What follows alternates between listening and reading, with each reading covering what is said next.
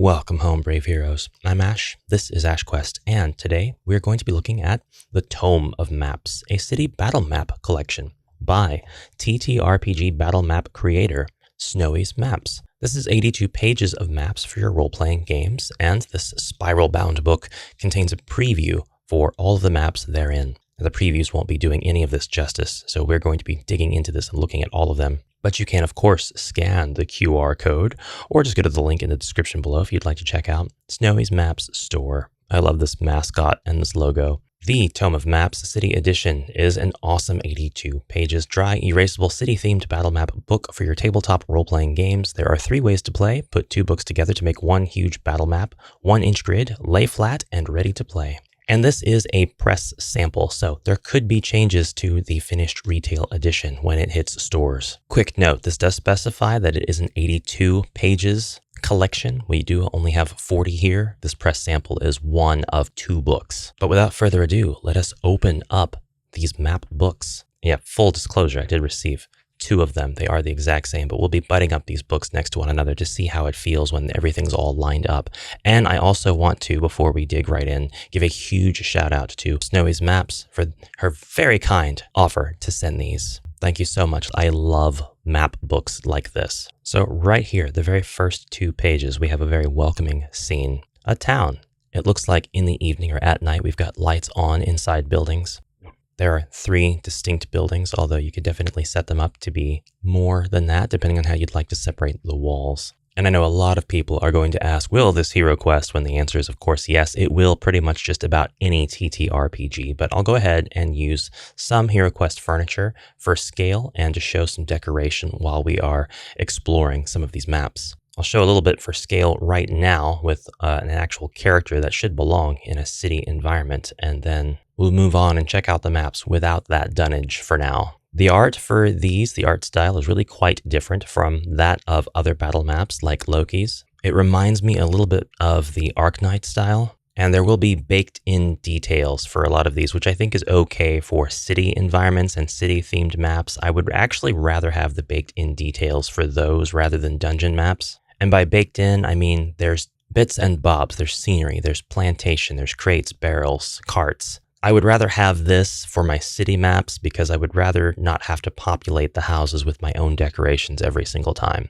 That's just my view on it. Plus, your adventurers probably won't spend nearly as much gameplay time in a city environment as they will, say, a dungeon. But let's continue. Page 2, 2 more buildings. Now we have a very active, rousing pub environment. It looks like patrons were playing a game of perhaps checkers, perhaps chess, perhaps some other unnamed game. There were other activities going on at the tables. We had a bit of eating, just casual dining. We had some map cartographing, or at least plans for travel and exploration. We've got gold coins on that table. Another game being played right here. This one was in session. There were actually several pieces captured, so really nice details there.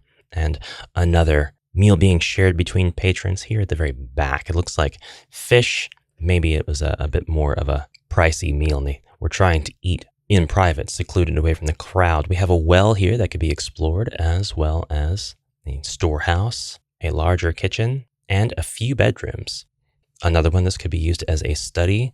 It could be used as a schoolhouse. It could be used for a guild that is endeavoring in arcane arts research. You have all kinds of context. Nothing here really cancels any of the stuff out. We do have what looks like could be an altar of some kind where people could leave their offerings, but it can be whatever you like. And of course, you can place furniture and the like to cover up whatever details you absolutely don't want in your scene. Here's the same study, but now with bookshelves. Look at that, lifting up the map book with the bookshelves. I'm truly a mad lad, truly a maverick. Next up, not even really sure what to call this, but it's really awesome that it's here. Looks like a community garden of sorts in progress. You could change the context of this to be whatever you want. These could be statues that are having their bases poured in preparation for the sculpts to be moved. There's various stages of completion here. It would be kind of a stretch to call this a graveyard, although it is enclosed, and you definitely could have some story wherein there used to be burial grounds underneath these city cobblestone streets. Vampires bursting out of the cobblestone. That would be horrifying. Next page, a well-lit storehouse. Chandeliers everywhere. Look, we have a library in this one, and we actually have a proper washroom. This is where nobility lives, without a doubt. Perhaps that nobility lives and works here because the library portion is one of the first doors, or the only doors actually, by which you can exit and enter the building. So it's something that should be accessible to the public.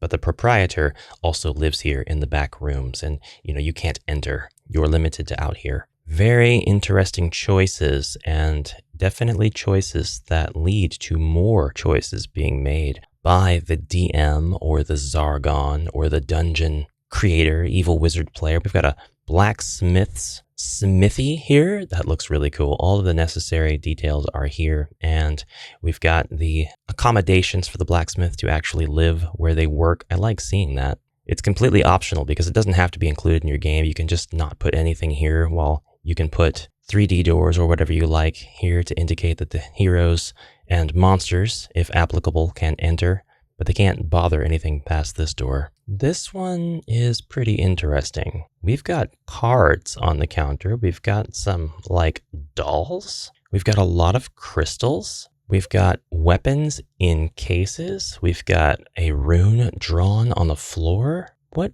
is this? This could be a curiosa shop of sorts. This could be an atelier. The next page. Many more options, all of them quite charming. We actually have what looks like clothing hanging up on a rack there in the bathing room, a library, a medieval sectional couch. Very nice. On the next page, we have even more options for our city, and we have some stabling going on. We finally have a place to put our horses for the night, or perhaps some unlucky prisoners. The doors baked open onto the board. For some that will work, for others not so much. We have a circular room, a single room building. Any matter of going-ons could be here. Perhaps this is where the town hall meetings that are held by the council happen. The public is invited to witness and speak about matters that concern them. Then we have a lovely park scene with a fountain in the middle. Plantation here. That's not quite the right word, Ash. Vegetation. Flora. I'd like more park scenes. I have a feeling we'll see more of them. Bit of a caravan now we've got going on. These buildings are on giant wheels. I mean, they could be stationary. Absolutely, permanently. They moved here and now they're parked, and now these people are residents of this city. Or the context could be that they will be gone in due time, and you need to make your purchases now while you still can. We have what looks like a chest, not a chest, a freezer with a door, an ice box of some medieval variety. And again, just alternatives to city rooms. Scenery. This is a marketplace. I like the added touch of the canvases that are draped over the stalls being transparent so you can get an idea of what's underneath. I think that's really cool. They're not just solid colors. It does provide you with a little bit of inspiration for what to role play is in this specific stall. We've got all matter of different products being traded here, bargained for, bartered for, sold, bought. We have an alternative to this marketplace. It continues on down the streets. I like that the marketplace is extended and there are variations of it, because not all markets need to look the same. I would love to run a campaign wherein my roll to move players are visiting a place and they can tell where they're at just judging by the style of the architecture and the specific market pages that I'm using to represent the town that they woke up in. Okay, things are starting to get a little dark now. This is a little bit of a spooky room. Something happens here, and maybe it's innocent, maybe it's just study, maybe it's botany. We have mortars and pestles, but we also have giant syringes and funnels. Nothing really here, no tables for bodies to go on or anything like that. So, whatever is going on here, it could be perfectly fine, could be a skill of the trade that you need to learn. But then we go immediately into a cultist working some kind of ritual. There are multiple sizes of candles, and there are skeletal guests. These don't have to be skeletons. They could be dolls. They could be mannequins. This guy here in particular looks like he could be interpreted as a mannequin, but he could also be a skeleton in armor. So you could really kind of add your own flair to that. I'm not a fan of baked on living elements. I would probably have to call that a statue, but even then, but it's okay. It's okay. I mean, after all, my guys are going to be moving on this board, stepping on these living baked on people. All right, next up, we have a bit of an entertainment house. This is a sort of a pub, but it doesn't have a place to serve the drinks. You're going to have to purchase your drinks and then come here separately. There is a stage, and all bards, all manner of bards are allowed to get up here and play their instruments. We've got lutes, we've got flutes, we've got harps, we've got a piano. This is fantastic. And here we have a conservatory of some kind. We have a bit of a greenhouse. Somebody has a green thumb, and they are not afraid to flaunt it. What do we got going on here? We've got it's a barrel, but it's covered in slime. Doesn't matter. I really like the presentation of the assets here.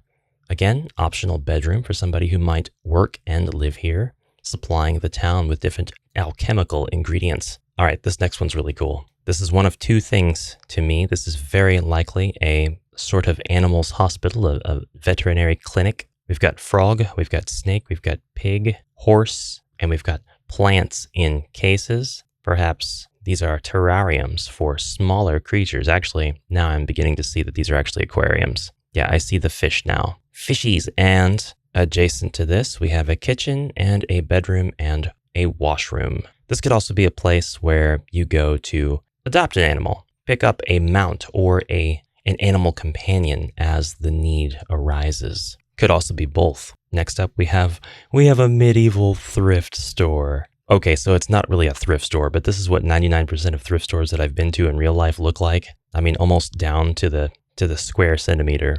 Yes, I go into the thrift store. It's got a cobblestone floor, medieval clothing on the tables. This is a tailor's workshop, and it looks like they've got a lot of fabrics and bolts of cloth and the like laid out for people to browse and carouse. Kitchen in the back. What a lovely pair of pages we have there. We are not anywhere near done. We have another house, and then these houses are actually very close to the front of the city, and this city must undergo some pretty regular or otherwise irregular but very dangerous attacks, because we have ballistae and we have just stations for guards to be at with ranged weaponry. And there's melee weaponry in case they need to shoot right down these ladders and come around the middle and go out to attack the invading forces of whatever the case may be. Skeletons, orcs, goblins, dragon. These mean business. These are large weapons. They mean seriousness. Moving on, another pair of houses. This one seems to be very much equipped for chopping the meat, and we've got our cabinet freezer again, but I don't think this is a slaughterhouse necessarily. Like just somebody who's able to chop stuff up and perhaps serve it. Perhaps this could be role-played as a slaughterhouse or a meat market. Lots of bread in the opposite house. Again, just open to interpretation. These don't have to be any specific thing in your game. You can have them be whatever you interpret them to be, as long as the expressions of the visuals make sense to your game. We have a large statue in what could be the middle of town. This could be under the town. It is well lit. More statues holding lights. This could be laden with traps. This very statue could be firing a laser out if somebody hits the right pressure plate as they're walking up to examine it. Or it could be full of cultists. All right, now we're getting a little creepy. We've got a house with shadows, stains, or holes everywhere in it.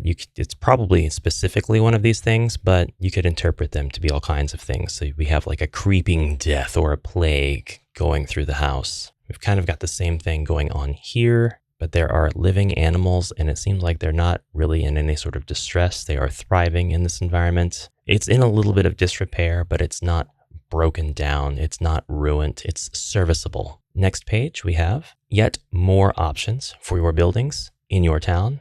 And a summoning circle is one of them.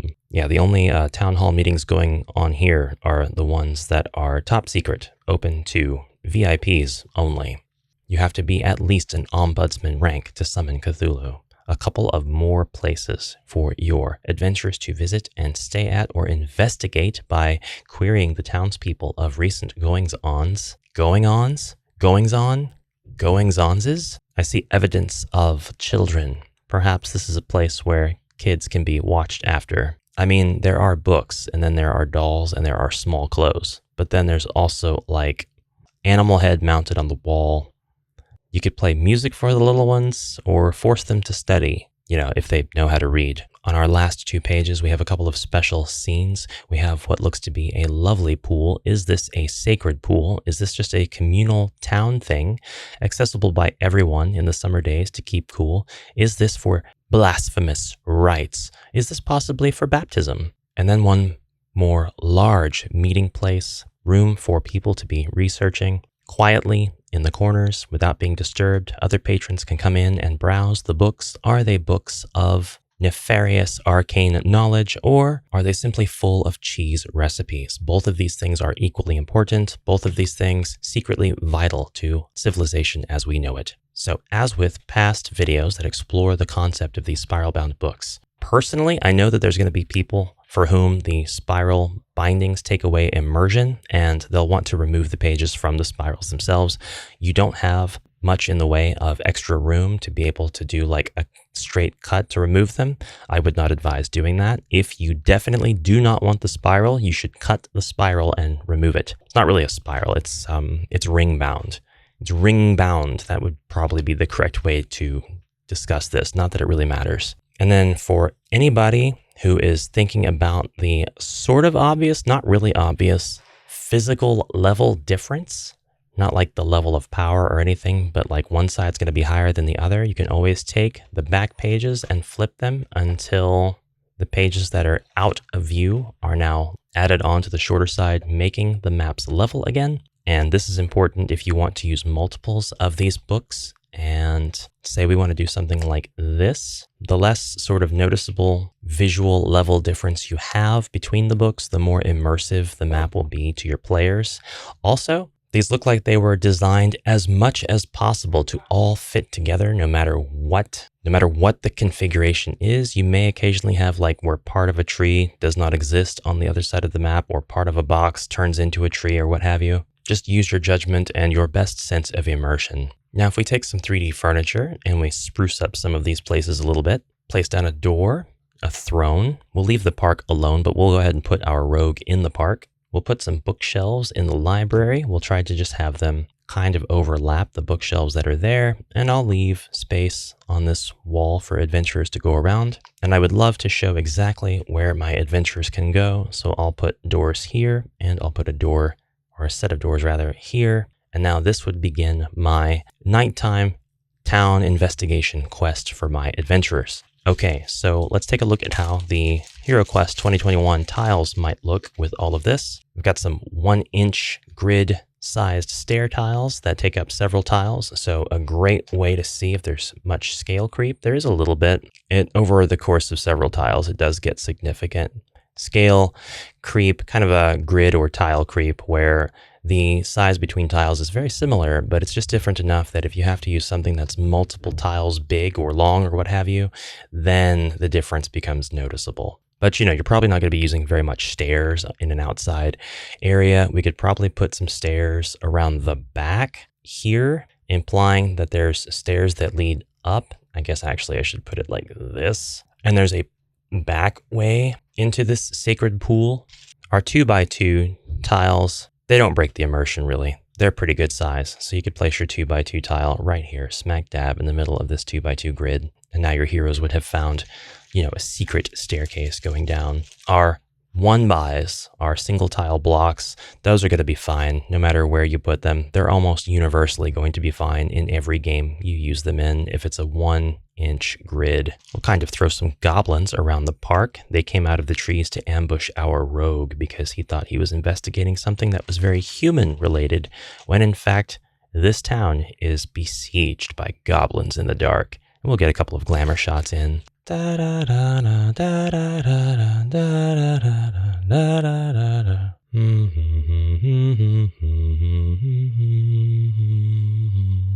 Ask not for whom the ash randomly acapellas. The ash randomly acapellas for thee.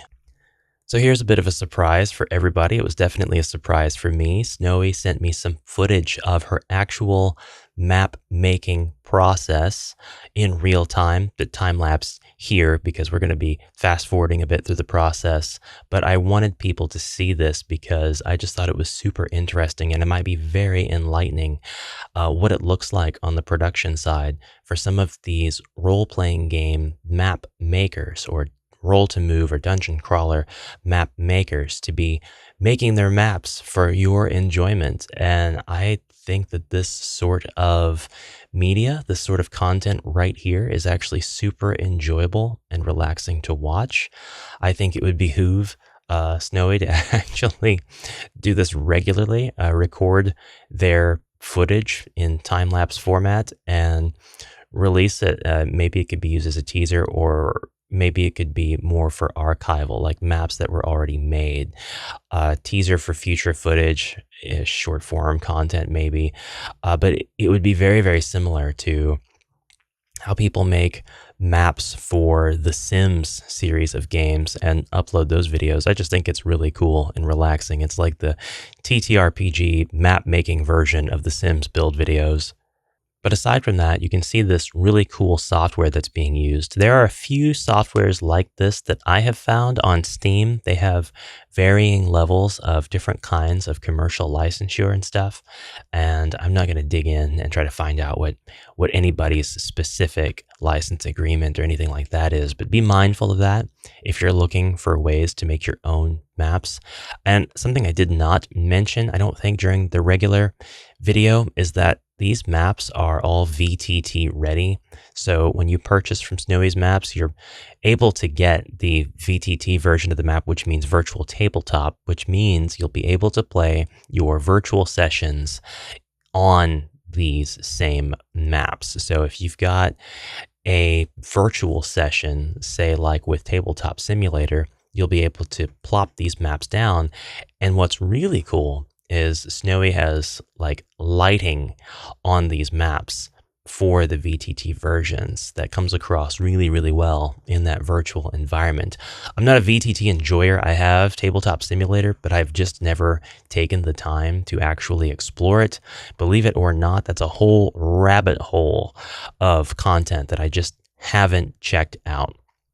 I wanted to call attention to how interesting it is. You can see these layers being put down. So there's definitely a workflow to this. Bit of foresight on how you're going to design your map definitely helps, but you can see how the base layer was applied and then walls were built up over the top of that in a separate layer. And then you're seeing elements placed like countertops and then chairs placed above that layer, or I guess I should say below that layer in the hierarchy, so that the bottom of the chair seems to be slid under the countertop and so on. And then you've got objects that are placed on top of the tables, and you can see how these things can be freely rotated. All of this is to facilitate a little bit of variation in your map making. And if you are currently using a map making tool, you probably are familiar with features just like this, but I thought it was really, really cool to see this. And I wanted to thank Snowy's Maps for sharing this process and sharing their design convention and their insight into how they actually go through and perform the building, the actual putting together of these maps. This is so cool to see. Fast forwarding a bit, now you can see how details like entire floors can be dynamically replaced so that you can play around a little bit with the final result and see if you'd like to make changes even midway through. It doesn't have to be final result, but you can definitely play with different flavors and different feels, which I really appreciate, because I think that the feel is something that's really, really hard to nail down and define with words. It's something that you've got to experience, and then you've got to kind of psychologically see if it just vibes. I guess you can describe it with words. It's not that hard. It's just difficult for me to do it on the spot. But there's all kinds of different vibes that different games can give off, and some of them psychologically kind of make you want to play them and make you want to create adventures for them. And that's kind of why I create so much content that's HeroQuest related, because the game is so simple and there are such gaps in key places that make the game a little bit different for everybody who might run it or for every hero who might play it, that it's really easy to try to plug in the gaps by saying, well, maybe let's do this, maybe let's do that, maybe let's subvert expectation and not do that stuff. And then you come across all these different ideas and these different communities of people that have come together.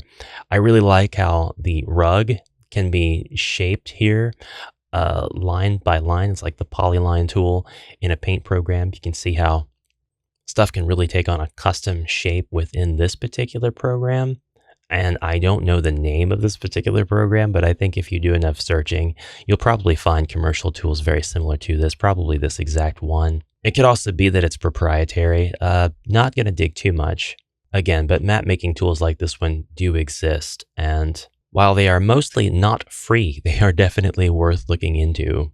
All right, we have fast forwarded significantly further ahead in this video. The time lapse ended up being like 29 minutes long, if that gives you an idea of how long it takes to make stuff like this. But the artist has gone through and thoughtfully placed more elements, more debris, more dunnage, more set pieces, has revised a few areas, has polished other areas. We can see subtle placements happening, just little things being moved around, whatever looks appealing to the eye, whatever looks a little bit more pleasing in terms of composition for this particular map.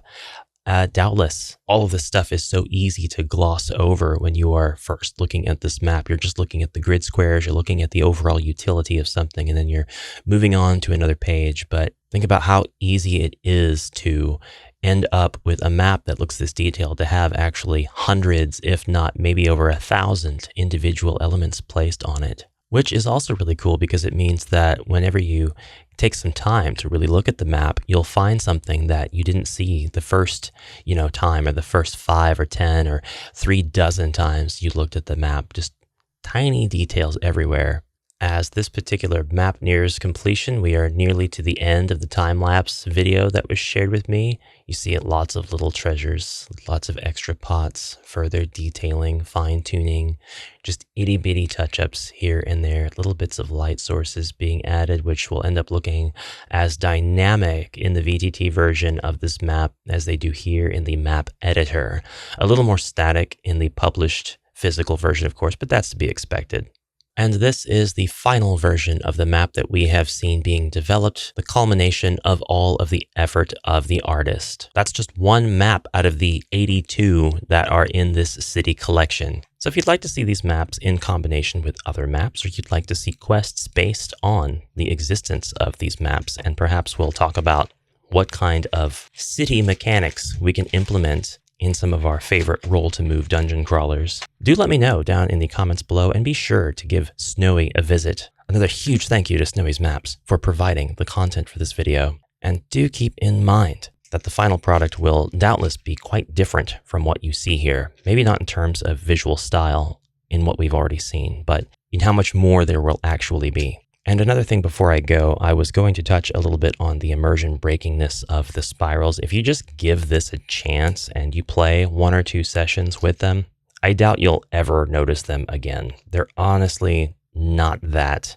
distracting, in my opinion, from whatever game you might be playing with these maps at the time. But I say that because I'm kind of a proponent of keeping your stuff all together in one piece. I never took apart any of my spiral-bound map books. I don't plan to. I want to keep them the way they are, even though taking them apart would mean that I have infinity more options of, using maps with other maps that they ordinarily would not be compatible, because there's 3 maps and they're all in the same book. And if I have 2 copies of the books, I can only show the 2 out of the 3 maps, and so on. Be creative within your confines. Do not seek to break the walls of your limitations until you are confident you can master the creativity that is offered from within them. It's like buying the $500 Gibson guitar when you haven't learned to play yet. You need to get the first act guitar and learn to play on that. Tome of Maps. Thank you so much for watching, Brave Heroes, and I'll see you in the next episode. Until then, have a fantastic rest of your day, and bye for now.